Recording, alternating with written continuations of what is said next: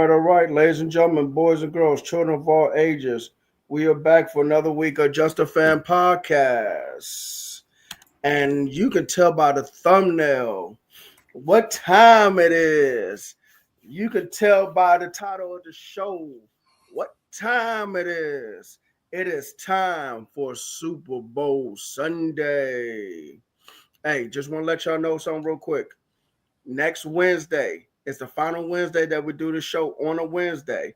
We're going back to Mondays because remember during the regular season we're not competing against Monday Night Football, so we're going back to Monday, okay? And so it's gonna be a lot of saying what up, Donald Ray. Oh, what's up, Donald?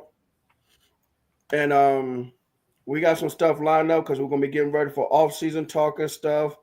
On the 17th, you can start franchise tagging players. The 23rd of February through March 2nd is going to be the NFL Combine. March 3rd is going to be the deadline of the franchise tag, so forth and so on. So next Wednesday, last Wednesday for us on Wednesday, and then we move to Mondays, okay?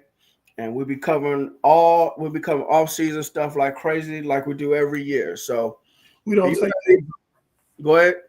We do not take days off on Just a Fan Podcast. Hey, we don't take off, man. We don't take off. All right. It's a year-round NFL podcast. We don't, people might go on sabbatical, take breaks, or go on vacations. We cover the NFL every week of the season.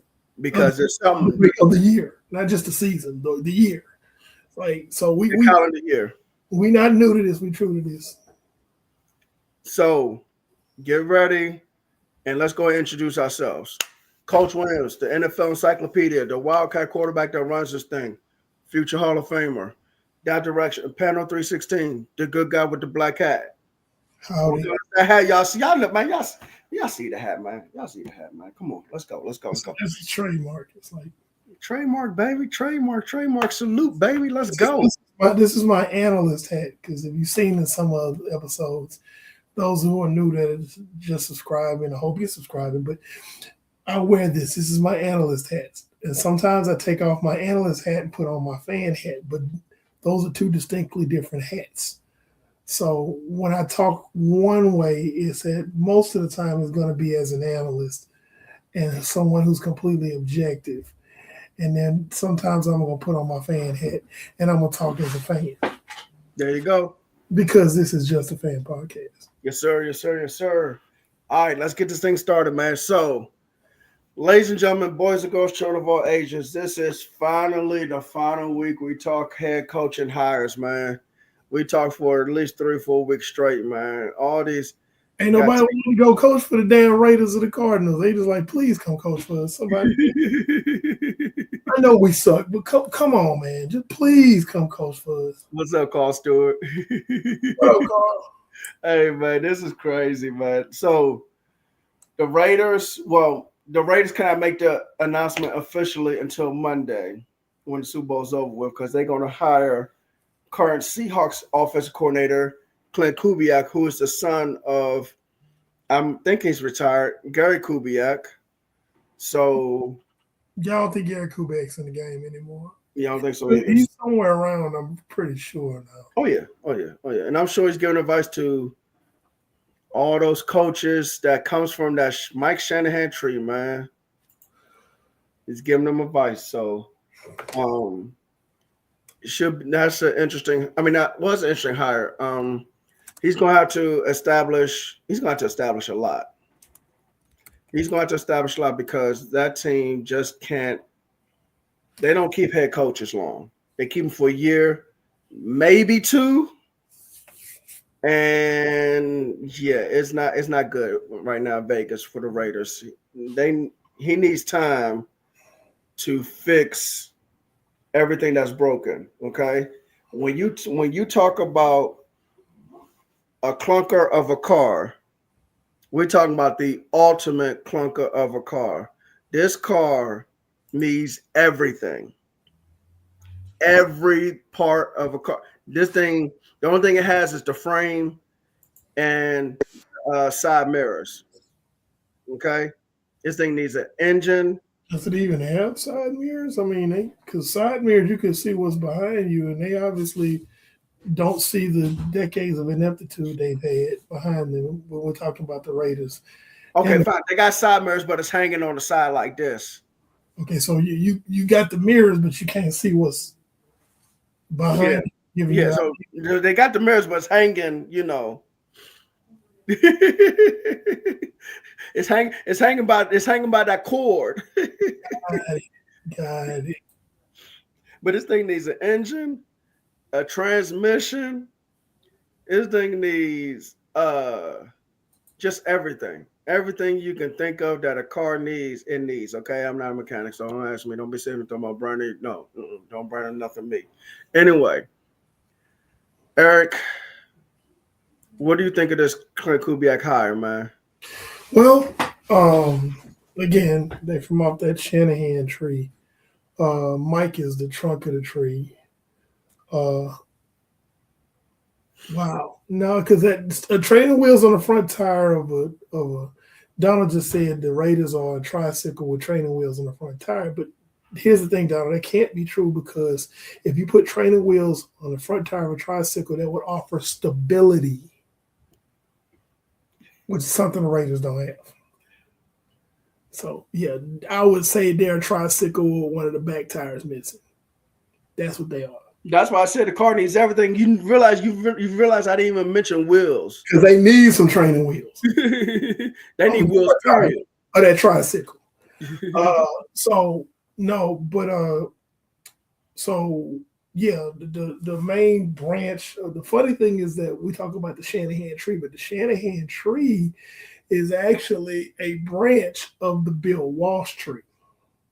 So when we talk about a Clint Kubiak, we're talking about if you were saying an assistant was a son of a great coach, Clint Kubiak is probably like a third generation Walsh. No, not third, probably fourth, maybe fifth generation. Because you have Mike Shanahan, who was under Bill Walsh for a while. Then you have all of the coaches who come under his tree, because it's still the West Coast offense that was established by Bill Walsh. And then you have Gary Kubiak, who played quarterback in that system and wound up coaching that system. Yes. Okay. Then you have his actual literal biological sons. Wait, I'm sorry, I'm skipping. You got Mike Shanahan, who had Kubiak, Gary the dad. Then you had Kyle Shanahan, who was working under Gary Kubiak for a while. Mm-hmm. And then you have the Kubiak sons who's working under Kyle Shanahan. So all of this is very familiar. And when I say familiar, I mean family wise. The Shanahans and Kubiaks are intertwined. But getting back to Clint Kubiak's ability, first things first, he's going to have to find him. Now, the good news is when he goes to the Raiders, he's going to have a solid running back in Ashton Jeanty. I think we're going to probably see the best we've seen in Ashton Jeanty in year two.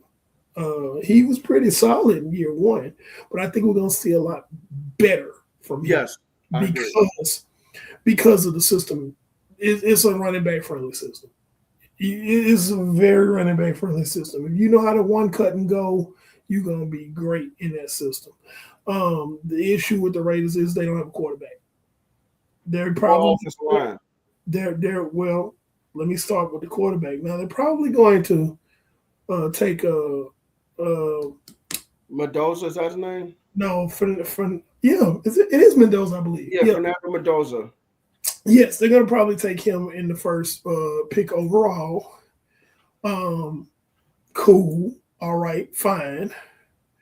But we've seen time and time and time and time and time again, you go get a young talented quarterback, but you don't have a lot around it. And so, what's going to be the big thing with them is, and we're talking about the Raiders, is they're going to have to spend their draft picks wisely. I don't remember how many picks they have right offhand, but they could also offload some people that are not happy that are there, like a Max Crosby, And get something for him. and get something for him in the terms of draft capital. Because right now the Raiders are the cover's pretty bare. Outside of Ashton Genty and Brock Bowers. Brock Bowers and Max Crosby, excuse me, Max Crosby. That's it. The cover's pretty bare.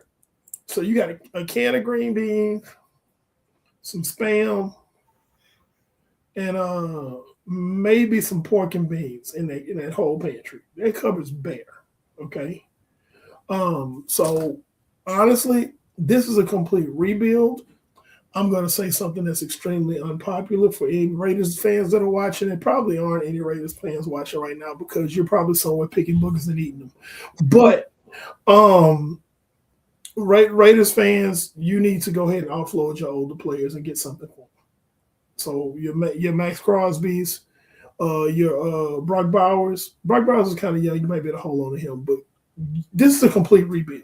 Yes. You're going to have a good coach. He's going to be solid. Now, the question mark always remains when you have a guy that was a good coordinator who becomes a head coach. Is he going to be a good head coach? Because some guys are just meant to be great coordinators. They don't. You got to know your station sometimes. So, but I think he has the know-how. But I'm gonna tell you like this, Raiders fans, y'all don't have to be extremely patient. Patient. And it's not gonna be pretty the first couple of years. I'm just telling you that right now. It is not. Denver is still around, lurking, beating people up. Kansas City is not gonna stay down for long. They're gonna be exactly. They're gonna be so in the middle of things that they got a revamp that going on in I keep wanting to say San Diego. In LA, they got a revamp going on with the offense. Mike McDaniel's gonna be the offense coordinator there. Yep. So you basically are gonna see derivatives of almost the same offense in at least three. Well, no, all four teams if you really think about it in the AFC West. So, but yeah, Raiders fans, y'all gonna be patient. You're going to have to be patient. It's not going. Rome was not built in a day, and baby, you build it Rome. Okay, round up. Okay, you starting with Romulus and Remus, and if you up on your history and your reading, you know what I'm talking about. Those of us who are well read, but yeah. So Clint comes from good stock, so he kind of gets the nod of confidence. But honestly, he could go in there and completely crap the bed. It could have.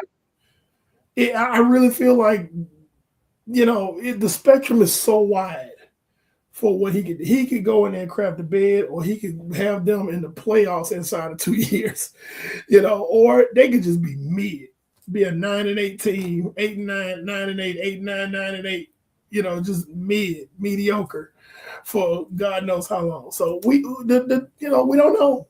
We really, really don't know. Now, as much as I agree on trading someone like a Max Crosby, because this team is going to be so young with key players, because Mendoza, like it or not, he's going to become a key player immediately. Genty, key player, Bowers, key player, but they're going to need some veterans in there.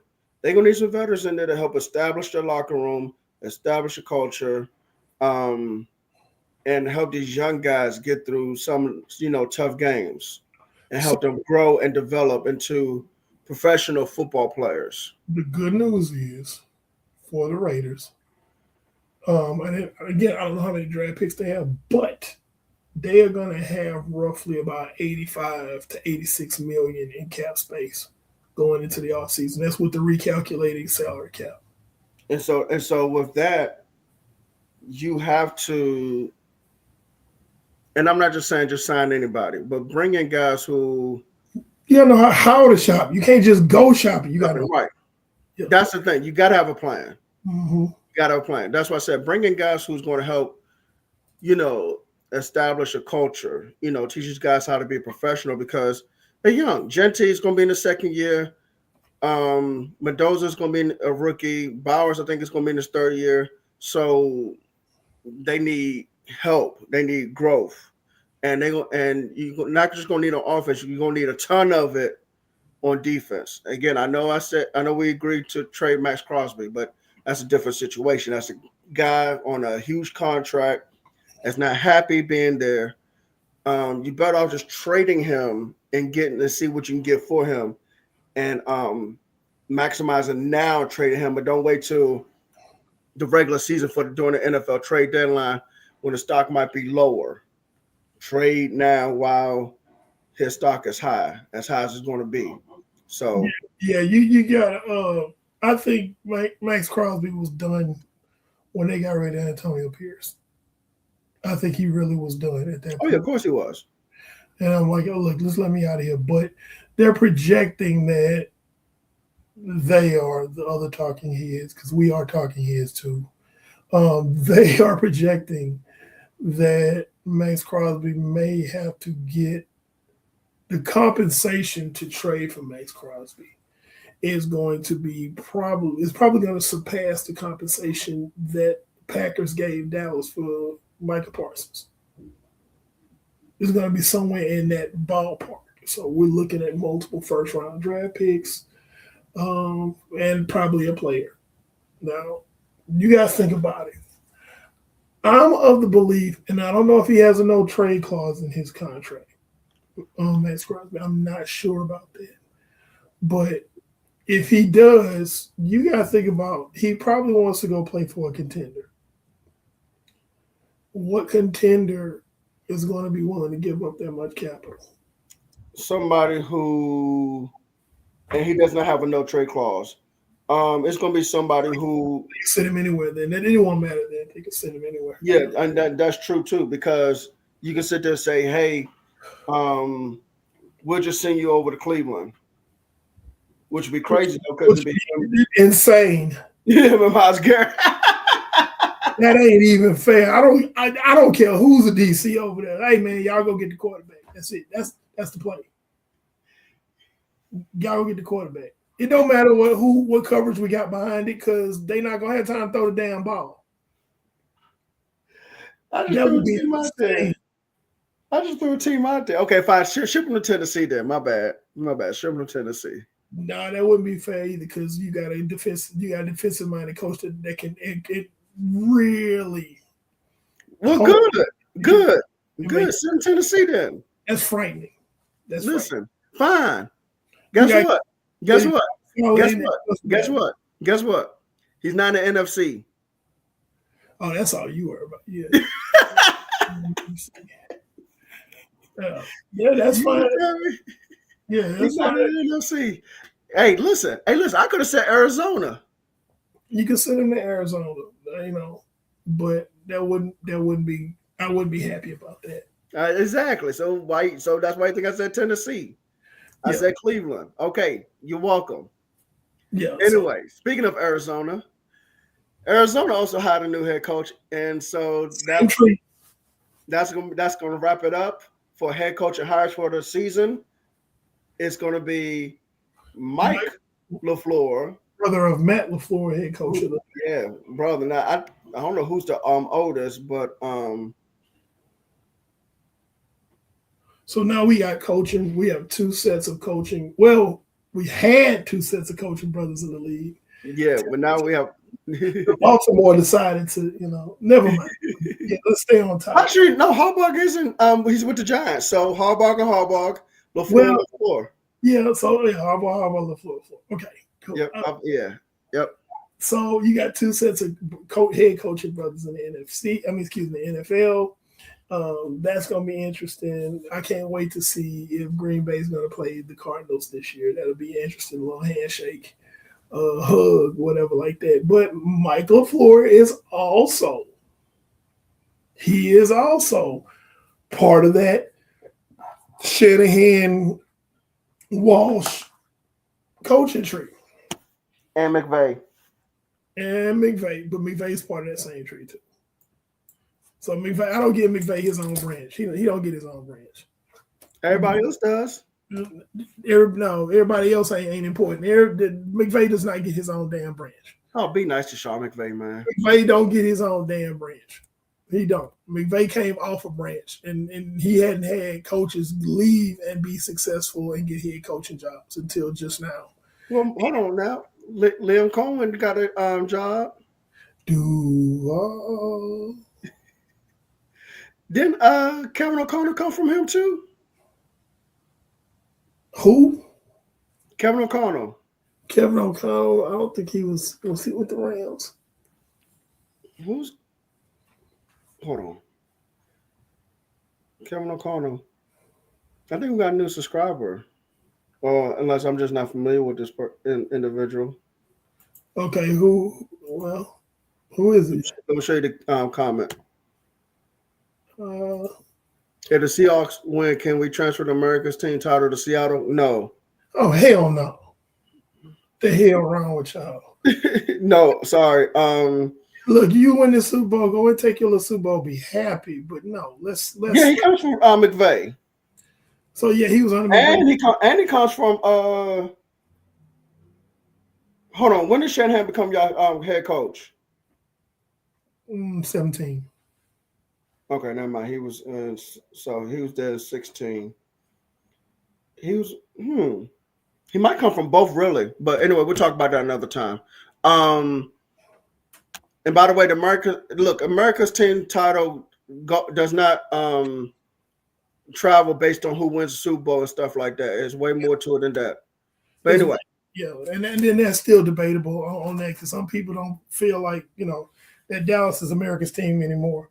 So, but it's debatable, but it's definitely not Seattle. Okay, you have a good season going on right now. Let's calm all that down. Okay, you got a good chance of winning a Super Bowl this year, but let's calm all that down. Okay, because it's more than just games won, but it's also about revenue and who brings in the most revenue and who's the most watched and so on and so forth, and a long-standing history of success, which Seattle has not had. Okay, so let's pump the brakes on that. Okay, all right. Mike LaFleur, Clint Kubiak, Raiders, Cardinals, which we kind of figured those would be the last teams to kind of find a coach, which kind of doesn't make sense because if I'm a team as bad as the Cardinals, because again, let's talk about the Cardinals. The Cardinals did not win a division game this year. They were 0-6 in the division. Okay. They were in the best division in football where you had 3 teams win double-digit games and 3 teams in the playoffs. And they were the lowly stepchild, redheaded stepchild of that division. And what was the record? Wasn't it 6 and something, if I'm not mistaken? I thought it was worse than that. Hold on, let's check that. I thought, listen, I thought it was worse than that. Shoot. Yeah, so that'll get you fired, though. You go 0-6 in your division. Oh, yeah, 3-14. Huh? 3-14. 3-14, Jesus. Yeah. Oh, I was being generous. Yeah, you was being real generous. I thought 6 was high. I was like, oh no, I think 6 is high. Yeah, 3-14. Because as a Niners fan, it was like, okay, we got the Cardinals this week. Even with all the injuries, I was still like, we finna beat the Cardinals. Don't worry about no damn Cardinals. So that's what it is. Now, who you think, this is a loaded question, Brandon, and who do you think out of these 2 teams is going to have the faster turnaround? If either one. If either one. Because neither one of them could ever turn around. Both of these guys could lay eggs. Or they could be contenders. Wow.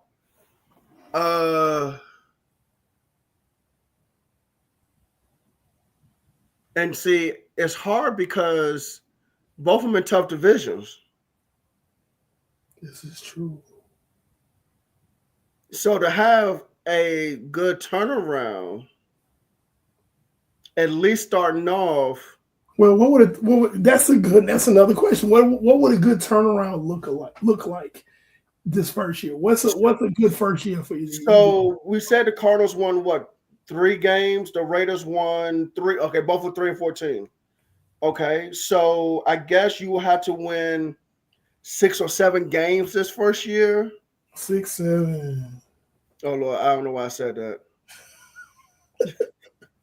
See, I don't ever think about that stuff because I just like I'm around teenage kids all day long, and I just but I know how to erase all that nonsense out of my head. So Preaching to the choir, man. I know how to erase all that nonsense out of my head, man. Oh my goodness. Anyway, so you have to win about 6 or 7 games. And you have to look like you're moving in the right direction. Not just win 6, 7 games, but like moving in the right direction. It's kind of like how Dan Campbell built Detroit, and you could tell they were moving in the right direction. Yeah, because we saw their rise way before they got there. We were like, yes, they're on their way. Yes. Yeah. So when you and I sit here, or Steve or Trisha, we say, hey, look, the Raiders, they lost by 1 point to Kansas City. And granted, they have been somewhat competitive in some of these games sometimes the last couple of years, but it's still not enough. So we need to see something that makes us come on here and say, hey, look, the Cardinals, they might be moving in the right direction. If they spend the 2027 offseason doing A, B, C, D, E, then you can feel good about it. But if it's just like another lackluster season where now they go 2-15 or even 1-16, yeah. So, but I think you have to win about 6 or 7 games, and then the second year, maybe win 9 games. They're going to have to be able to challenge especially in the NFC West. They're going to have to be able to provide some sort of threat to the other 3 teams. Yes. They got swept by injury decimated 49ers team. They got completely embarrassed by the Rams. And of course, they got dog walked by Seattle. So, it's like you got to be able to at least maybe split with 2 of the 3 teams that are above you this year. That's another thing, too. Yeah, you're going to have to at least be able to do that. The Raiders, same thing. You're going to have to at least be competitive against the Broncos and the Chiefs and the Chargers. The revamped Chargers, So it's gonna be interesting. I can honestly say this. I, in my heart of hearts, do not see a quick 180. Oh, no, of course not quick 180, no. Because you're going to be dealing with a rookie quarterback in Las Vegas, and then you're going to be dealing with a quarterback who looks like he's a rookie on a high school team and quarterback in Arizona. But do we know he's going to be there? Pop Warner. Well, that contract's going to be hard to unload. So, and then we don't know what Michael LaFleur wants to do. Michael LaFleur might say, "Hey, I could do something with him." He might be able to do. That might be his mentality, or his mentality might be, "Yeah, you gotta get out of here." So we don't know. Remind yourself to relook at Kyler Murray's contract, because I think there's some clauses in it to get out of it. Get away from him. Okay, well, yeah. That being said, we don't know what Michael LaFleur is going to say, and that's true too. Michael LaFleur be like, "I can do something with that. I can work with that." Now, the rest of us that are looking at the games are going, "Man, if you don't get this midget up out of here, let him go." That there's a lot of folks that's like, we ain't the only ones that are saying this, So it's up to Michael LaFleur.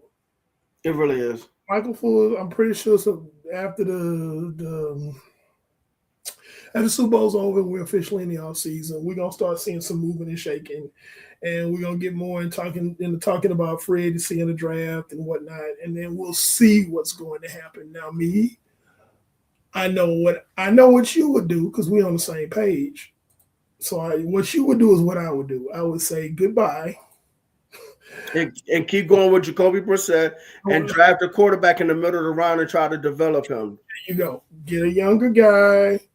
Don't start him right away. Jacoby Brissett is a solid bridge quarterback. You bridge quarterback. Thank you. Very solid bridge quarterback. In a better offensive scheme, he's going to be even better. And in that scheme, that scheme is quarterback and running back friendly. So we might see the best of James Conner in Arizona. Yeah. James Conner's already kind of a household name, but with that offense, we could probably see a little bit more productive James Conner. So again, Michael Fulton might be like, "Hey man, if you can manage the game, and you could just be Jimmy Garoppolo in this particular offense until we find us a guy, or the guy that we found is ready to play." So all right, there's going to be a game this Sunday. I don't know if you guys have heard about it. It's called the Super Bowl. We have the Seahawks of Seattle versus the Patriots of New England, Foxborough. and they'll be playing in Santa Clara. in Santa Clara, and I hope the Niners turn the EMF frequency all the way up on that substation. But I have my fan hat on for that one. But there's some interesting X factors and things that we're going to discuss in the next few minutes about this particular game. There's a lot of variables happening right here. Oh, by the way, if you're watching right now, make sure you like and subscribe. What up, Kev? Make sure you like and subscribe. Also, the floor is open for any questions or comments that you have regarding this game. So we're going to talk about a few things that kind of stick out to us about this matchup of the game, and then we're gonna give our picks for the game as we close the show out. But right off the bat, because I like receivers and DBs, what I'm seeing, one of the big matchups is between the receivers and DBs of each respective team. You're looking at Stephon Diggs and Kevin Boutte. Is it Kevin Boutte? I think it's Boutte. But Boutte versus Devon Witherspoon and Tariq Woolen of the Seahawks. Yes. That's almost a stalemate of a matchup, because I think that Drake May can take advantage of a Tariq Woolen. Devon Witherspoon's a different animal. He's pretty clamps. They are both extremely talented, physically talented corners. Devon Witherspoon has a better head. Tariq Woolen can be taken out of his game. Yes. You beat him a couple of times on a couple of routes, he starts getting down on himself and starts making, or you can talk him out of his game. Get him to get John, get a couple of personal foul penalties. Or just he'll have lapses in his timing or his judgment. We've seen this season. Teams that have had passing success against Seattle have gone after Tariq Woolen. And then you look at Hunter Henry on the offensive side of the ball for the Patriots. He's going to be almost all the time matched up with Nick Emmanwori, who I was very high on coming out of the draft. I wish my team would have drafted him, because this is a guy who plays that joker position so well. He can play linebacker in a dime set or linebacker in the nickel, and he's fast enough and has smooth enough hips that he can cover in the slide. Or he can drop back and play safety in a base set. If you go on a base 4-3, he can drop back and he can play in the box with strong, or he has enough range to play free safety. He is so freaking versatile. That particular matchup with Hunter Henry, we just gonna have to watch and see, because Hunter Henry is spectacular. Yes, he is. But if there's somebody that can cover Hunter Henry all over the field, I think it is Nick Emmanwori. I agree. Um, the next lineup setup, I should say. You got Jackson Smith and Jigba. Oh, Everybody's calling the best receiver in football, and E. I think yeah. Hold on, real quick. Let's go back to New England's receivers and Okay, Seattle I'm sorry. Yeah, receivers. let's okay. We'll put a pin on it. The New England's receivers versus the secondary of Seattle. So, my bad. So, one thing I saw today is, and even though he's not a Fangio guy, he will do a Fangio thing, which is called targeted coverage, and that's when you run cover two to the receiver who you're trying to take out the game and run quarters away from it. I think Seattle might do that a lot against cover six. Yeah, cover is if so you go one side and four to the other. Yeah. And so what you're going to get is Diggs, regardless of where he's lined up, he's going to get a lot of cover two to his side, and then away from it's going to be cover four. So Butte is going to have to be a star in this game. He's going to have to catch almost every single football that comes his way, especially in critical moments, third downs. Trying to get a first down, even just a first down catch on first down or even on second down, red zone catches, touchdown catches. He may have to be the one that may have to be a difference maker in this game. Diggs about to take his game to the next level. Let me ask you a question. Yes, sir. Okay, if we're rolling cover two to one side, to one receiver, who's that corner over there? Is it Woolen or is it Witherspoon? I think because of what you said of who's more stable minded, I'm moving Witherspoon over there. Okay, so you're gonna get the Woolen some help. Yeah, because I think because with the quarters, he will have a lot more help on his side. Not saying Witherspoon don't have help because he'll have a safety over the top because it's cover two, but Willard will be away from more so the passing strength, or he'll be away from Stephon Diggs, who will probably take him out the game. Diggs will end up taking him out the game. Now, one thing I do like about Seattle, well, I hated it as a fan, I hate it, but as just looking at it objectively, I like Seattle's style of zone coverage. They play what's called a sticky zone. And whatever's on there, whether they're playing quarters, 3 deep, cover two, when a guy, most teams, if a guy runs to your zone, you just stay in your zone, and that guy runs to your zone.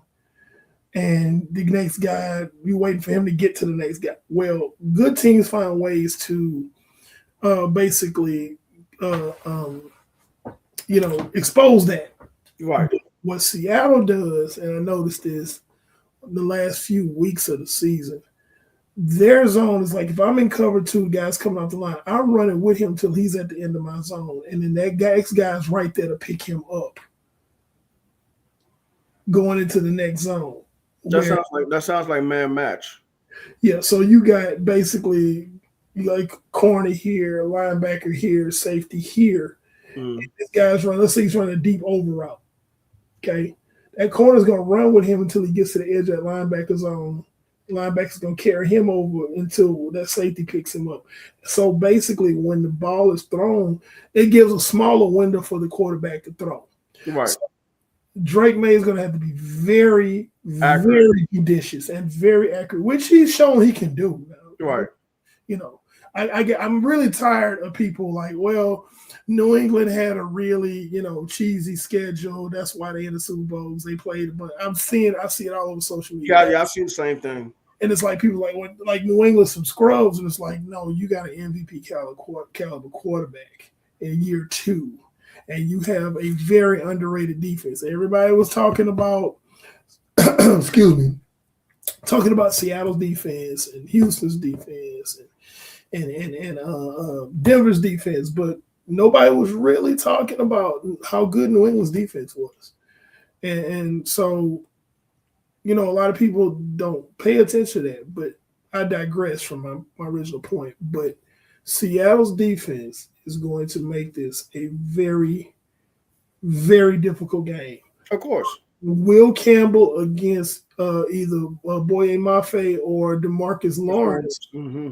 is going to be a big matchup too, because Yes. they're going to have to be able to keep Drake May upright. So Yes. Ramondre Stevenson and I forgot the other back, but they're gonna have to do a lot of chipping and a lot of Trayvon Henderson. Trayvon Henderson, and they're gonna have to do a lot of chipping. They're gonna have to do a lot of maybe some blitz pickup. They also that's what to do with Little Williams up the middle. Huh? They got to do with Little Williams up the middle. Those two guards in center, they're gonna have to hold their ground. It's a very well put together defensive line. Yes. So just a well put together defense, period. But going into that, that's one of the reasons why Sam Darnold, because I've seen some ridiculous things said about Sam Darnold because he's in the Super Bowl now, and it's like, okay, let's hold on now, let's pump our brakes. Okay, because people like saying, "Oh, Sam Darnold's better than this guy. Sam Darnold's better than that guy," and it's like, what's your rationale? He got to a Super Bowl. Hell, Jimmy Garoppolo got to a Super Bowl. Trent Dilfer got to a Super Bowl. Brad Johnson got to a Super Bowl. You see my point? I see your point. It's like, okay, Seattle has a very good running game, and they have a devastating defense. Okay, that sound familiar? Yes. And two good receivers. And two very good receivers. So, yeah, it's like, let's pump the brakes on the Sam Darnold. He has arrived thing, okay? And I know people are going to refer to the great game Sam Darnold had against the Rams, not in the NFC Championship, but in the I want to say it was week 16. Okay. It was closer in the season. Okay. Sam Darnold had the game-winning drive. And it's okay. But like I like to say on this show, I had a broken watch that was right twice a day. So Sam Darnold has a tendency to turn the ball over. He can do that. Has he done it as of late? No. Being completely fair, no, he has not done that. However, when the lights come on, Sam Darnold's never played in the game of this caliber. He's never played a game of this caliber. To be fair, neither has Drake May. Now, here's advantage that Drake May has. He has an offensive coordinator who has been a coordinator in multiple Super Bowls. We can say what we want to say about him as a head coach. He's a good coordinator. But he's been a great coordinator. He's in his 10th Super Bowl overall as a coach. We're talking about Josh McDaniels. McDaniels, yeah. So for folks that are watching at home. So that should help him out a lot.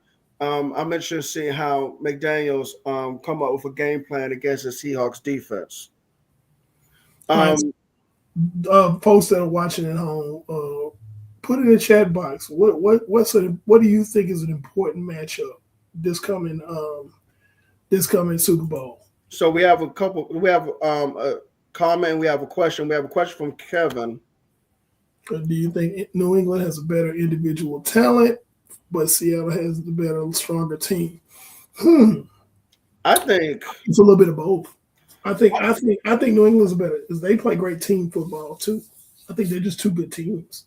Yeah, you got some guys that stand out, sure, but I think we're watching two really complete teams. With guys you got some guys that kind of stick out. But for the most part, these are two. Okay, prime example. Who's the biggest household name on both teams? That's what I'm saying. Okay, go ahead. That's what I'm saying. Who's the biggest household name on both teams? Well, you can say Sam Darnold, but then on the other side, you can say Drake May, who's an MVP candidate. That's about it. You got Stephon Diggs, but and then think about New England's defense. New England's defense is the closest thing to Miami's no-name defense from back in the day. You don't know too many of them guys on that defense, but that defense plays. Now I know Christian Gonzalez because I like Christian Gonzalez coming out of Oregon when he was in the draft. So Mark, me, Marcus Spice, Jones I know really well because he's from Houston. He went to the University of Houston, and he's yeah. a So great. like, yeah. So like me, I know Christian Barmore because I like defensive linemen. I know Milton Williams because he was in Philadelphia last year. I know I know Caleb Von Chason because there were some Cowboy fans who wanted to draft him when he came out of school. He came out the same year as CeeDee Lamb, and Cowboys took CeeDee Lamb over Caleb Von Chason. So, um, yeah, I mean, I know a few players on that New England defense, but here's one thing I can say: Vrabel has that defense playing like how New England played when he was there and he was playing. They played team football, Mhm. and they did not make a lot of errors. So, um, and he brings up a good point here. O line versus D line. Listen, Which that's O line, which D line though? That's well. I mean, honestly, we can go with both because we mentioned Demarcus Lawrence and I was about to say Kevin Williams. Lord have mercy, Leonard Williams in Seattle.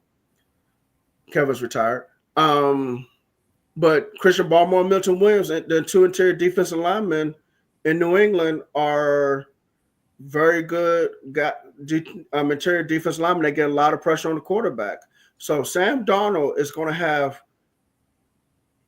that Seahawks offensive line on the interior going to have to keep them upright because Milton Williams and Baltimore are going to push that offensive line back into his face. This could be a game where Sam Darnold could end up throwing about 2 or 3 interceptions. It would not surprise me at all. If those two play well together, and you got Caleb Von Chason, who's improved because he was looking like a first round bust in Jacksonville, but he's improved since he's been in New England. That could be a difference maker in this game. Is those two guys up the middle for New England? yeah, that front seven. I mean, if Mike Vrabel doesn't know anything else, he knows front seven. So um, again, New England's kind of got that no name defense. Blue collar, bring your lunch pail type of defense. Right. There's no superstars on there. New England got a couple. I mean, excuse me. Seattle has a couple of names on their defense that we know about, but none of them are like, ooh, like Right. They don't have that Miles. They don't have that Miles Garrett, that PS2 Fred that Warner type player. we like to On the call name. panache. Huh? Like we like to call panache. They don't have that panache to them. Yeah. That cachet. Mm-hmm. So to answer that question, I think it's both teams are true teams because there's no real stars per se. They're just two really good teams that are about to play each other, and we're gonna see where this goes. So, um, oh, welcome Tris TV. We you right on time because we're about to talk about the quarterback matchup for this particular game. Drake May versus Sam Darnold, which, to be fair, we always put the quarterbacks against each other, but the quarterbacks are on the field at the same time. Drake May has been having a shoulder issue the last couple of weeks. Um, Sam Darnold has had an oblique issue the last couple of weeks. Which quarterback, Tristan, do you think um, is going to play the best on Sunday and why? Um, they're in San Fran. Yes. Yes. Honestly, both QBs could have a good showing, but if I had to choose, I would probably say Sam Darnold. And the only reason why I would say Sam Darnold will have a better showing is because of the weapons offensively that he's got at his disposal. It's more so not. It's not really talent wise. I think they'd probably be a little even. With I'd probably give a little more edge to Drake May just because of his athleticism. If it was one for one, but with what Sam Darnold has at his disposal, with JSN, with Walker in the backfield, um, how that offensive line is as good as the Patriots defense is, and Christian Gonzalez being on the outside, that's going to be a fantastic matchup to watch between JSN and Christian Gonzalez, who I think will be a future defensive player of the year. To be honest, um, I just think there's just more weapons at their disposal than what the Patriots defense has had to see and handle. Because when you look at, to be honest, as great as the Patriots defense has played in the playoffs, when you look at the teams that they've had to go against, you went against a Denver offense without Bo Nix. You went against a Chargers offense that really doesn't have a legitimate number one. Keenan Allen, is at the tail end of his career. I forgot the other boy that they had Matt drafted number one McConkey. over. And yeah, oh no, not McConkey. The other wide receiver that they drafted in the Johnson, first round, I think. Johnston, Yeah, Quentin Johnson. Yes, Quentin Johnson. yes, who's inconsistent, Yes. and Why and they Oakley? didn't have a consistent run game at that. And their offensive Um, line is injured. Right. So you're dealing with a lot. Now you got the Patriots offensive line, which I don't know what Willis Campbell's exact struggle is, but he's had issues on the left side at that left tackle position. And you're dealing with a unit, the defensive unit that McDonald has constructed that plays as a unit. I mean, it's like there's no bona fide superstar, but they all play like stars. So it's just, I just feel like Sam Darnold will have a better matchup going Okay. against the Patriots defense because the Patriots defense honestly hasn't dealt with an offense this complete all playoffs. So that's the reason. If it was talent for talent, I'd probably say Drake May. But when you're asking like who's gonna probably have a better showing, I'd have to edge it out to Sam Darnold. Okay, that's fair. Brandon, what's your take? Um, Trisha made a lot of great points. I guess my concern is still having Baltimore and Williams in your face potentially all game long, and that's going to be a problem for Sam Darnold. Now, also with Drake May, Boye Mafe, Demarcus Lawrence on the edge, Leonard Williams up the middle, and McDonald. Listen, that McDonald Jesse Minter defense, man, that's good for they're good for blitzing. They are good for blitzing. So it's going to be very interesting to see how Drake May handles those blitzes, those coverages.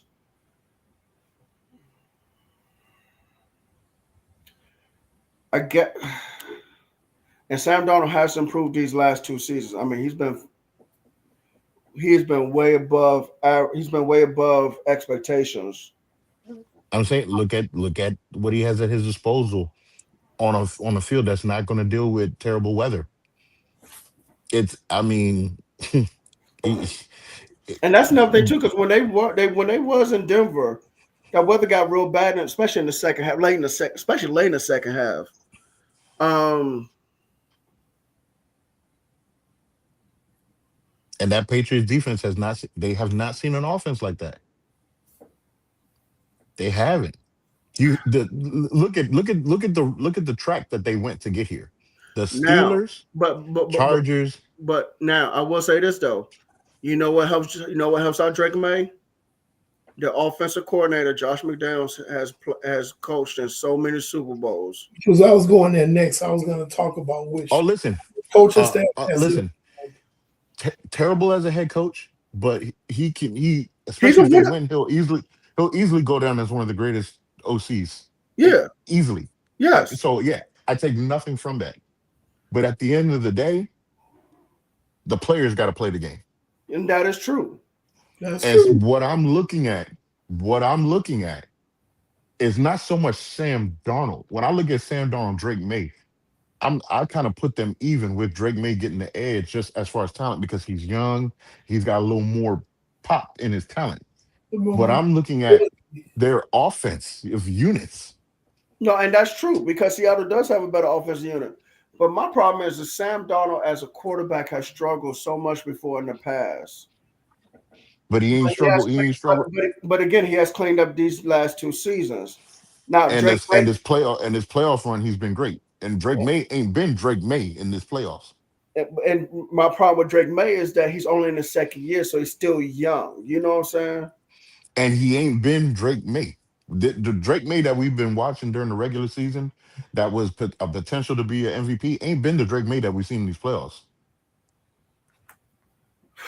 The defense has kind of bailed Drake May out of situations. He hasn't played great football. So let me ask you a question: is Drake May right now going through what Tom Brady went through earlier on in his career, where it's like, Absolutely. Absolutely. He's more talented than Brady was oh at yeah, that yeah, point in yeah, yeah, time, yeah, but yeah. it's the same it's the same matriculation. It's the same matriculation. So you're hoping, if you're a Patriots fan, You just hope he don't turn the you're not ball over. saying, you're hoping he doesn't turn the ball over, but you're hoping that Stephon Diggs makes a play. You're hoping that your defense can make a play. You're hoping that Hunter You hoping Henry that makes a play. Boutte can make a play. You're That's who you hoping that hoping can Boutte make a make a play. play. That's what I'm saying. Like you're asking your veterans to help your second year quarterback take it all the way. When we talked about Tom Brady early years, he had a defense that had the Teddy Bruschi's of the world, Willie McGinnis, the Mm-hmm. Richard Seymours. He had the Mm-hmm. Tim Browns on the offensive side of the Lloyd ball. Malloy, yeah, He yeah, he yeah. he, he, No, not Tim he Brown, had Troy Brown. Troy Brown. I'm sorry, yeah, Antoine Troy Brown, Smith Tim that Brown Raiders, Tim Brown Antoine Raiders. Smith that first Super Bowl, and Corey Dillon those next 2 Super Bowls. That's what I'm saying. So you had pieces around Tom Brady that allowed Tom Brady to matriculate into becoming Tom Brady. We didn't really see Tom Brady be Tom Brady till maybe that fourth championship. Them first three, you can honestly say, was the defense and the offense that was made up around him. This is the same thing for Drake May. But the Patriots defense ain't the Patriots defense like them guys that had Hall of Famers all over the field. They And not not to that. mention And those they guys ain't were older too. right. And you have not seen an offense all playoffs like Seattle's offense. There's no weak link in the chain for Seattle's offense. God, you go now. One So last question. One last question. Sorry. yeah, because I got to chime in on this one. Yeah, yeah, for sure. Seattle, I'm gonna be honest. Seattle really hadn't seen any great defenses as of late. I Um, agree.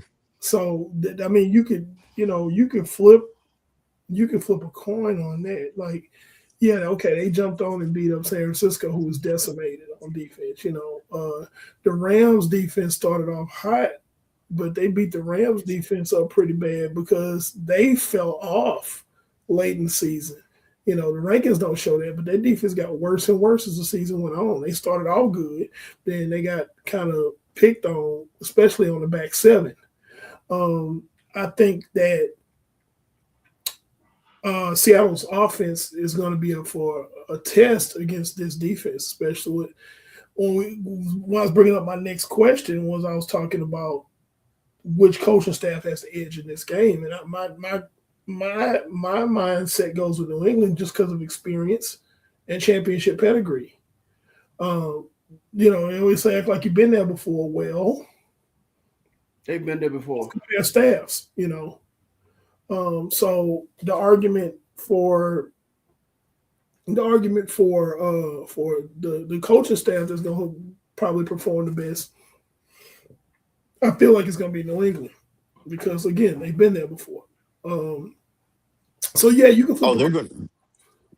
Yeah, go ahead. Go ahead. You can hey Tia, uh, you can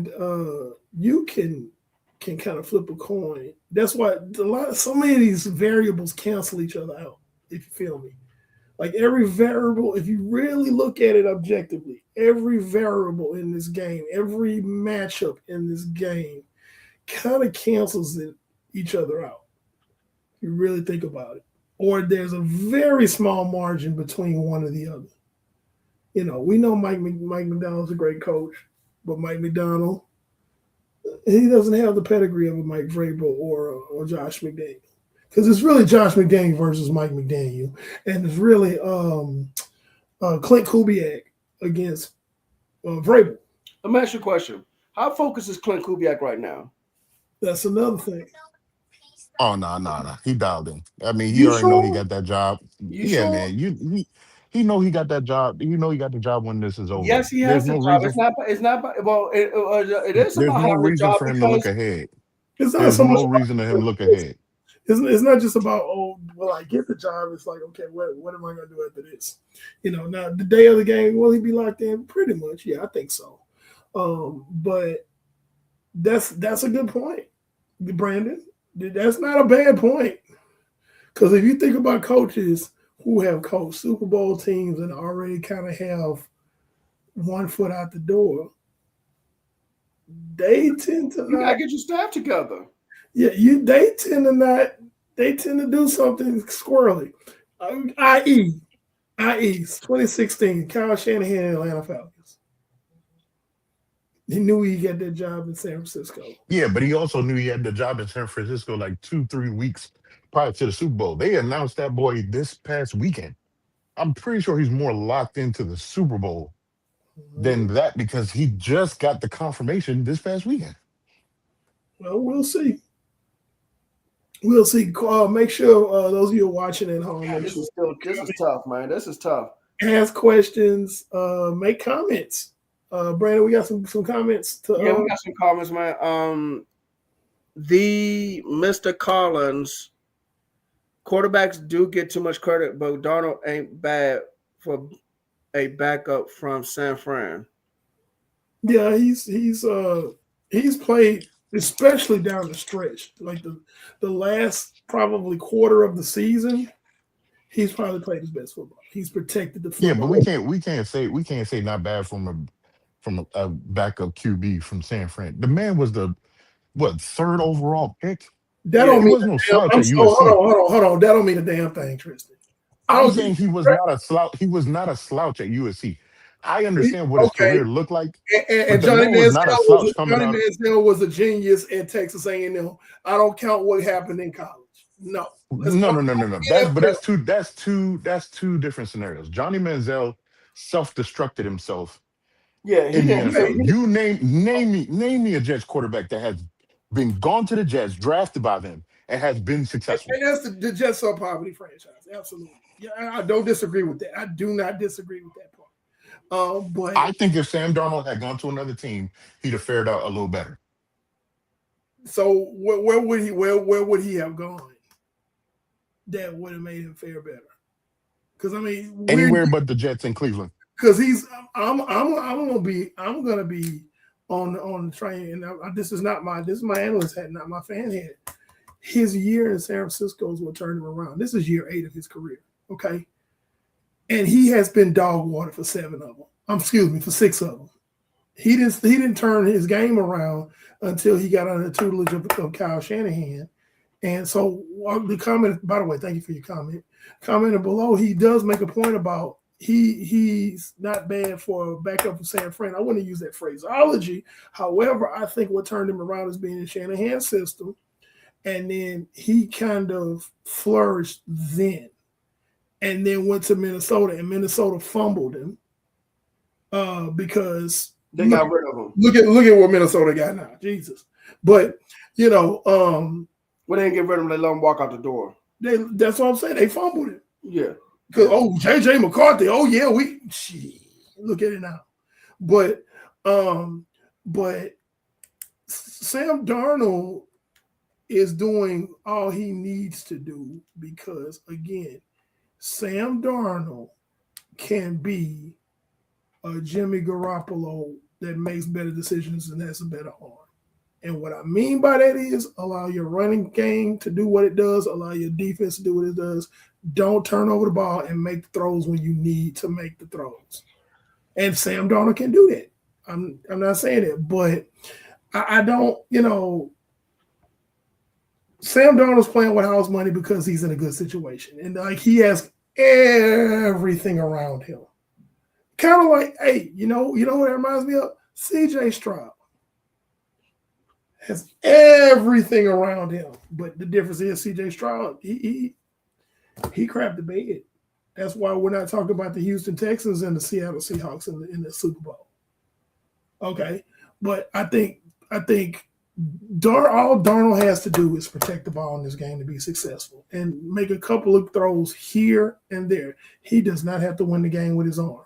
I think he needs to, like, hey, they got that covered? Let me get rid of it. Because you know why? I got a defense that probably can get me the ball back inside of 4 or 5 plays.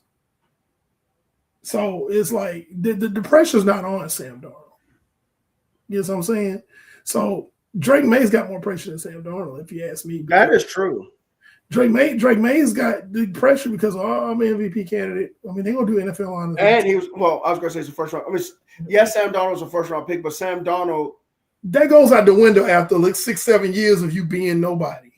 You know, when it's year 2 and you were a first round draft pick, that's when it matters. That's what all I'm saying, Tristan. All I'm saying is, you know, we bring up, okay, he was number 3 overall. That don't matter after 6-7 years. And you've been, for 6 of them, you was dog one. So, you know, he's a late bloomer. So draft status don't mean nothing, you know, to me. That's just my opinion on that. Which players have the most pressure in this game? I think Sam Darnold has slight pressure to not choke because I think that's people are still waiting for the other foot to drop. Fair. That's fair. That's fair. That is absolutely fair, Tristan. Because, but here's the thing: what's more pressure, going out and winning it, or just not losing it? He can't be the reason that they lose. He can't be the reason they lose. That's what I'm saying. I don't think Drake May really has the pressure to win because you got, as great as Mike Vrabel is first year coaching that team, and then Drake May's in his second year. You almost kind of, if they lose, you're almost like, okay, well they'll probably get back at some point. Like you have that kind of faith in him. Sam Darnold's case is people are waiting to say when is the carriage going to turn back into a pumpkin? Like that's what they're looking for. Okay, man. As great as he's been playing, it's like we got some good points tonight. Yeah. And I'm not saying it like to disagree with what, because I agree with your points as well. I just think there's a lot of variables in this game. So let's put it like this. I think the pressure, Sam Darnold doesn't have a lot of pressure, but he's under a lot of scrutiny. And we can look at those as two different things. Wouldn't you say that? Because the scrutiny is like what you said, Tristan. If he goes and, well, that's what people are saying. Well, we're waiting for the shoe to drop. You know, that's scrutiny. But in the actual play of the game, he knows that, hey, man, all I got to do is not lose it. I ain't got to go out and win it. I just got to not lose it. Drake May, on the other hand, he doesn't have the scrutiny because, he's just in his second year. But the pressure is still there because, hey, you're the second year MVP candidate. You're Drake May. You know, like that. Drake May has all this on his back. You're Drake May. Nobody's going, you're Sam Darnold, you're Sam. I don't even think Seattle fans, whatever those are, but I don't even think Seattle fans are like, yeah, that's Sam Darnold. I don't think anybody's doing that in Seattle. I think they're like, defense. Let me ask you another question. Now, he didn't follow him immediately, but is there any pressure since Tom Brady used to be the quarterback in New England? No, I don't think so. I don't think that's what it is. I think it's because Drake May has played well enough on his own to where it's like, okay, well, that's Drake May. You know, you listen to the pulse of the fandom. You know, the fandom is like, you know, second coming of Legion of Boom. Second coming of Legion of Boom. Shaheed gonna run one back on him. They gonna go, hey man, that's Sam Darnold. Boy, we finna win it because of Sam Darnold. Nobody can see. I don't know. I don't know. First of all, let's be real. I don't know the real Seattle fans. I have to go on some of their websites to see the people that actually live in the Pacific Northwest. Those are real Seattle fans. But that's a whole nother conversation. But they're not, none of them are talking about Sam Darnold. Now you go and look at the New England fans and let's pump the brakes on that. Let's cut the deck on that because we got some bandwagon Patriots fans, but then we got the ones that are real. They're saying, if you catch what I'm saying, the identity of the team, Drake May is the identity of the Patriots. If you feel what I'm saying, Sam Darnold is not the identity of the Seattle Seahawks. So am I making sense? Yes. Okay. So yeah, you make a good point. Yeah. So Drake May has more pressure, and if he doesn't get it done, he's in his second year. We don't get it later. We'll get it because he's a young guy. He's coming along. Maybe he's not quite ready. Okay. Sam Darnold, on the other hand, he has not the pressure because the actual X's and O's on the field between the white lines pressure. He has the scrutiny. And it's like, man, all you had to do was not lose us the game. And you lost it if they lose it. If he throws a pick, if he fumbles, which he's had a couple of them that got bounced back into their hands, but if it turns into a turnover that's pivotal it has an effect on the outcome of the game, then now you're talking about, man, that dude always been a bum. Because why? This is year 8 and 6 of his 8 years. He was a bum. You see what I'm saying? Does that make sense? It does. To me, it does. Yeah. So the actual in between the lines pressure is not there for Sam Darnold, but the scrutiny is there. It's like, but it's still a layup. Hey man, all I got to do is not, because even if we lose this game, if I didn't turn the ball over and I protected the ball and I made smart throws, even if they're throws that's throwing the ball away, you can't blame this on me. Okay, we had one of the best defenses to come to a Super Bowl in years. Okay. We got this defensive mastermind head coach, yada, yada, yada, yada, yada. I got this great running back and Kenneth Walker behind me, who he can fumble sometimes. But you got that happening. Okay, so it's like, hey, man, I did what I had to do. This wasn't on me. But Drake May goes out. Again, they're gonna give him more grace. They're gonna give Drake May more grace than they're gonna give Sam Darnold. So pressure and scrutiny, in my opinion, are two different things. In this particular case, I ain't saying all the time, but in this case, pressure and scrutiny are two different things. So, I think it's time, because we're getting into the 1:15 mark.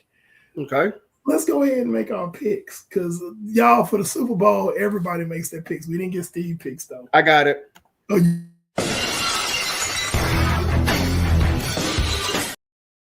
all right, so I'm going to... You haven't done in a while.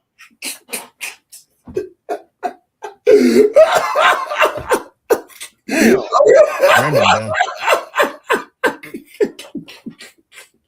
Okay. I guess I'll go first. This is one of the toughest Super Bowls I've ever had to call, as far as a pick. Now, normally we make normal step is paying those picks. I make the picks, and the guys give their feedback on it, and I'm the one making picks. But for the Super Bowl, all 4 of us picked this game. So you can go ahead and pull out a pad and pen at home, and you can pick who, you can see who said what, and we'll find out Sunday night who was right. Okay. Mm-hmm. So this was a tough one for me because of all of the things that we just discussed. Because there's so many variables, there's so much ebb and flows. Okay, Patriots got this, but Seattle got this. Patriots got this, but Seattle got this. I'm gonna put it to you like this, Brandon. What did you used to say before we came over the good guy with the black hat? He's like, that's Pando 316. He's the what-minded. What did you used to say every time you introduced me on the show, first couple of years? Damn. You the Wildcat quarterback that runs this thing, Yeah. and you say that's Eric, that's panel 316. You said he's a defensive minded. Okay. Yeah, he's a defensive minded guy behind the microphone. Okay. We got some picks. We got some picks rolling in real quick. Hold on. Kevin's choosing Seattle. Okay, so for my pick, I'm going with Seattle in a low scoring game because I'm defensive minded. And I think these defenses are going to kind of take the game over. And it's going to come out to who can possibly make a stop late. I think Seattle can. Now, we just got some news that Nicky Moore has a sore ankle. I don't know how that's going to affect because today's just Wednesday. He might be all right. Man, look, this was going to happen at 6 o'clock or 5:30 or whatever time. Yep, exactly. You read my mind. You read. They about to shoot that ankle up, and they ain't gonna feel that ankle till Monday afternoon. So Nicky Moore is a little bit gimpy. And his main assignment is gonna probably be Hunter Henry. Listen, man. Or Trayvon Henderson out of the backfield. Listen, they gonna tell him stay off your foot. And by the way, Mr. Collins, thank you. Also said Seattle. Okay, but yeah, I think Seattle wins a low scoring game. I think the total amount of points scored in this game might be under 50 points. So Seattle. And I'm thinking there'll be multiple turnovers by both teams because both defenses are good. Yes. So, but I'm going gun to my head. I'm going Seattle. Okay. Yeah. Steve chose Seattle as well. Okay. Seattle. Okay. Why is that? That's what I said. Patriots ain't never seen an offense like that. I think they're a more complete team overall than the Patriots. It's going to take a Herculean effort by all parties. Stephon Diggs, Butte, Drake May, in order to win that game. All right. Fans continue to comment who you think gonna win the Super Bowl. Put them up. Put them up. Let's see who you got. Yeah. Now, I will say this. I don't think it's going to be a blowout. Let me just say that. I think it's no. Absolutely not. No. Ain't nobody finna go whoop nobody. This gonna be like this might go down to the end. This might be a heavyweight fight. Yeah, this gonna be, but this is gonna be a bunch of guys throwing haymakers. This ain't a kung fu movie. Okay, it ain't gonna be none of that. It's gonna be just straight ahead punches. That's what it's gonna be. Because both defenses are too good. Yeah, there's not gonna be San Francisco beating whoever they beat 55-10. That was Denver. It's still hold the record for most largest margin of Super Bowl win, by the way. Yep. 45 points. Yep. I don't think Jackson Smith and Jigma is gonna take over if Christian Gonzalez is. If they have him travel with him, I don't think Jigma's gonna have a great game. I think he's gonna have some catches. I just don't know how well Christian Gonzalez is gonna do in the slot. Like, yeah, he's great on the outside, but is he gonna do well in the slot if Jackson Smith and Jigma's in the slot? That's my concern. When I scouted Christian Gonzalez when he came out of Oregon, I was like, this is a complete corner. He can play all over the field. Okay. And he's very smooth. He's very meticulous. He's not overly handsy. He's not gonna get you a whole bunch of penalties. The only thing I can see JSN having an advantage is at the release because Christian Gonzalez's hands are not as fast. And what I mean by that, he doesn't have that quick punch to get him coming off the line to disrupt his route. That's the only knock I got on Christian Gonzalez. And if he tries to play any type of press man stuff going on, JSN could get him. But other than that, no. I still will never forgive Riverboat Ron. I love him, but I'll never forgive him. What context? Christian Gonzalez was right there, man. Oh yeah. Yeah. They took Emmanuel right there, and they took Emmanuel right there. And what did I say? What did I say about Emmanuel Forbes? He was right there. Hey, listen. Y'all remember that draft that we watched? Yeah. Oh my goodness, yo. Him, and Joey Porter Jr. were right there. And I was sitting up there Both of going, them. yeah, you took Emmanuel Forbes and Christian Gonzalez sitting right Hey, listen, man. Emmanuel Forbes weighs 150 pounds. soaking wet with a pocket. I love. Listen, I love Riverboat Ron as a man. Love him, appreciate him, but I'll never forgive him. That's He's kind of almost like, there with Leslie. He's almost there with Leslie Frazier and Jeff Fisher for me. and I don't want to get off into a tangent here, but that's kind of like when the Bears took Colston Loveland instead of Tyler Warren this past year. And it's like, and what Colston was out there dropping everything like a hot potato. So yeah, so when you had that one position, you know you're gonna draft that position. Draft the highest rated guy. You know, Yeah, so you know when they tell you, keep it simple, stupid. yeah, That's one of those moments. yeah. But we digress. But yeah, Christian Gonzalez. We digress. I'm sorry. I'm triggered. I like Christian Gonzalez, healthy Christian Gonzalez versus I love great DB and wide receiver. Every time I hear Christian Gonzalez make a play, I get triggered. Yeah, trust me, Nicky Manwari keeps me awake at night because he would have been perfect in that defense that Robert Saleh ran this last year. But let's keep going. Brandon, what is your pick? So you see, Trek chose Seattle. Yeah, it's Terrell. Terrell. Okay, Terrell. Sorry, Terrell. He's a Vikings fan? I guess so. Okay. I wouldn't say. I'm so sorry. We apologize. Our condolences. Our condolences. Yeah, man. Yeah. Hey, listen, I can give you the number to my therapist. Listen. She handles grief really well. Hey, let me say something. Better hope nine pan out. Hey, listen. JJ McCarthy pissed me off this year. Him and Carson. Well, I wasn't expecting nothing from Carson Wentz anyway.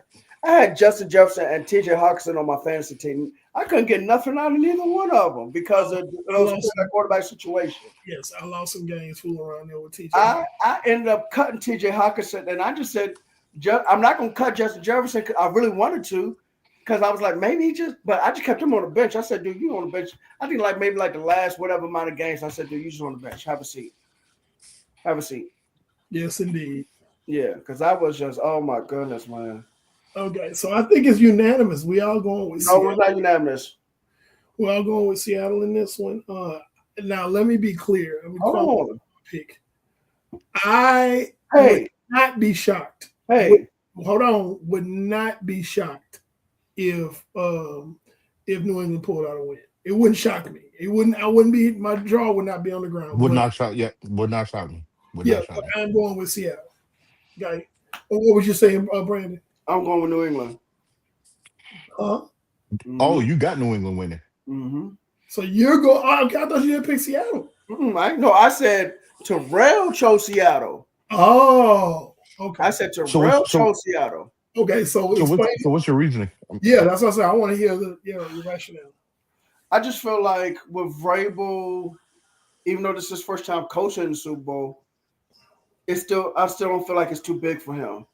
And Josh McDaniels as an OC, this has been his 10th Super Bowl, which is crazy. Insane.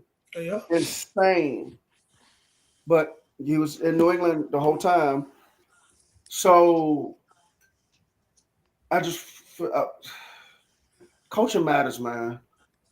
Coaching matters so much. I get him. I know Mike McDonald, fantastic.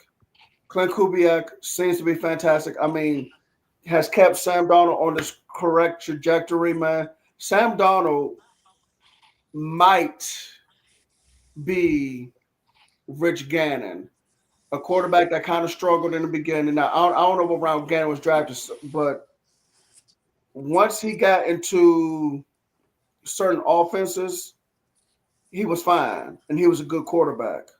Sam Darnold might be that guy now, okay? But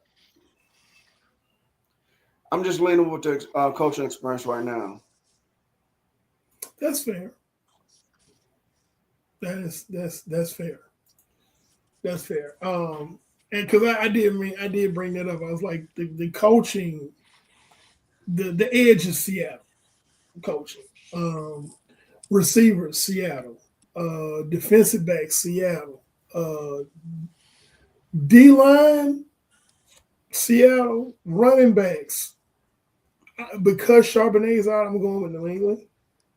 We're going to do tail of the tape type stuff. That was the other running back I was trying to think of in Seattle. Thank you.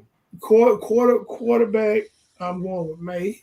So that's New England. But when you look at the tail of the tape, it's still over here on this side with Seattle.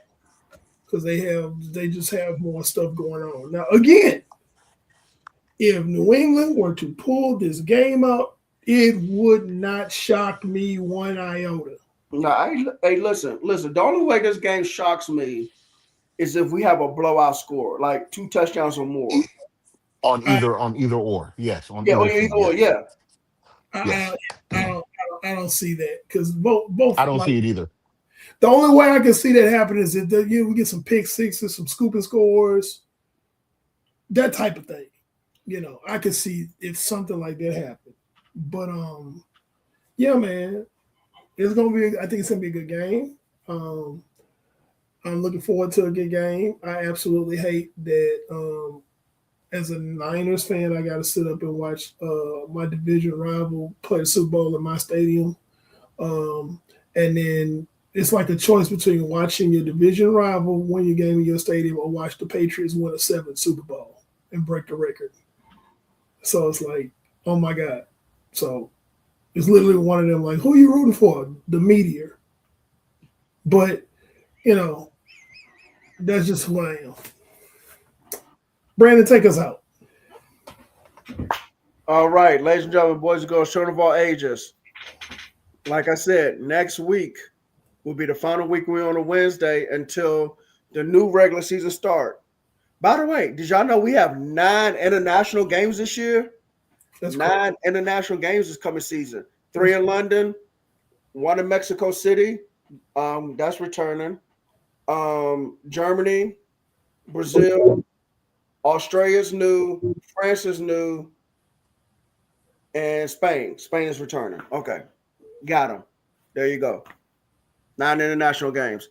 Hey, listen, I think with all these international games, man, that's gotta be helping out the salary cap, man. For them to want to do 9 international games. Shared revenue. Shared revenue. That revenue, man. Yeah. Revenue is salary cap is projected to be between 301 and 304. Well, guess what? With 9 international games, I'm wondering what that salary cap going to look like in 2027 with Buffalo having a new stadium too. Just go ahead and predict that the salary cap is going to jump up by somewhere between 20 and 30 million every year from here on out. Probably. Yeah. Especially as more and more teams get new stadiums because Washington going to be in that new stadium probably in 2030. So absolutely. So you're just going to see that salary cap jump. And if teams learn how to ride the wave, and that's a whole nother topic we can get into in the offseason, but if teams learn how to ride the wave of that salary cap increase, they'll know how to work the contracts just right, they'll never be in cap trouble. There you go. All right. So, but anyway, like I said, next Wednesday is the final Wednesday. Trisha, would you guys say something? Oh, never mind. Next Wednesday is the final Wednesday. We're on Wednesday. We're going to be back on Mondays. Okay. So our next show will be Friday the 11th. Excuse me, February the 11th. Excuse me, February the 11th. Boy. And then the show after that will be February the 16th. That will be President's Day. Yeah, that is going to be President's Day. So, and then like I said, on the 17th of February, that's when teams can start franchise tagging players. So we're going to be covering that and a whole lot of offseason stuff. Because like I said, we deep in this offseason thing, all right? So. No days off. No days off, baby.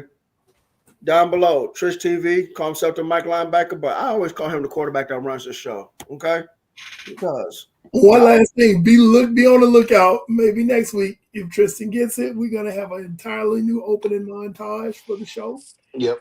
I think you're going to like it. We used a little bit of us and a little bit of AI, and I think you're going to enjoy it. Just be on the lookout for that. Thanks, Kevin. Thanks, Kel. Also, Yeah. that direction. Panel 316, the good guy with the black hat, the defensive mind of the show. Coach Williams, NFL Encyclopedia, Wildcat quarterback that runs the show. But hey, look, he likes defense. I like defense too, but I'm a front seven maniac, okay? I am. I'm a front seven maniac. I'm more with the back seven, but that's what I do. Yeah. Future Hall of Fame, baby. Future Hall of Famer. Good night. Peace out. Hey, man, we didn't get your pick. Coming here all late. Peace out, y'all. China's up to no good.